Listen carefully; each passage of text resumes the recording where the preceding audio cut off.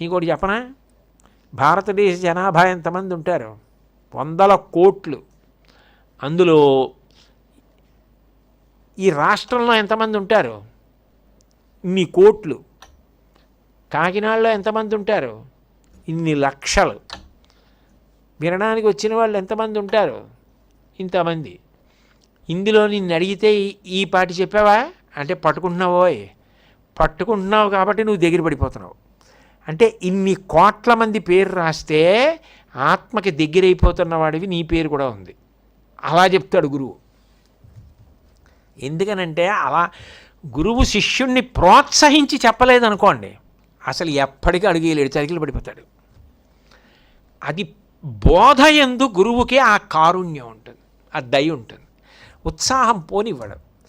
ఉత్సాహం పోనివ్వకుండా ఒక పక్క ఈశ్వర కర్మ చేయిస్తూ పవిత్రత కల్పిస్తూ భగవదనుగ్రహానికి పాత్రుణ్ణి చేస్తూ బోధ చేత కొత్త విషయాలు తెలిసేటట్లు చేస్తూ చెయ్యి పట్టుకొని నడిపిస్తూ ఉత్సాహపరుస్తూ ఉంటాడు. మీరు అందుకే శంకరాచార్యుల వారి యొక్క ప్రకరణ గ్రంథాలు కొన్ని పరిశీలించినప్పుడు అమ్మ బాబోయ్ ఇది ఇంత జటిలమైన విషయాలా అనిపించిందే, వెంటనే శంకరాచార్యుల వారు అభయహస్తం ఇచ్చి ఇవన్నీ చదివి బెంగట్టుకోకు, నువ్వు దగ్గర పడుతున్నావు. దానంత దగ్గరగా ఏదీ లేదు నీకు తెలుసా?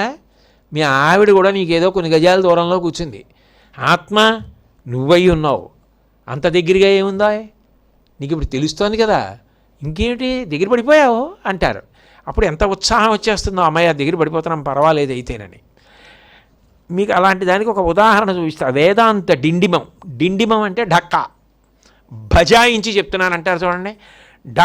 నేను ఢక్కా వాయించి చెప్తున్నానండి అంటాడు. అంటే ఇంకా తిరుగులేదండి ఇది అన్నవి ఏమున్నాయో అప్పుడు వేదాంత డిండిమం కింద చెప్తారు.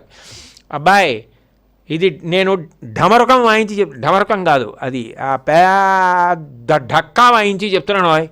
శ్రీశైలంలో వాయిస్తారే చాలా పెద్దది ఉంటుంది, అది కొడితే డామ్ డామ్ డామ్ అంటుంది. పూర్వం తిరుగులేని సత్యం చెప్తే అది కొట్టి చెప్పేవారు, అది కొట్టి చెప్తున్నాను అని చెప్పవలసి వస్తే ప్రతి శ్లోకం చివర ఇది వేదాంత డిండిమహ అంటుంటారు. ఇది వేదాంత డిండిమం అన్నారు. అసలు ఆ పేర్లు ఎక్కడ పెట్టారో ఆయన. ఇది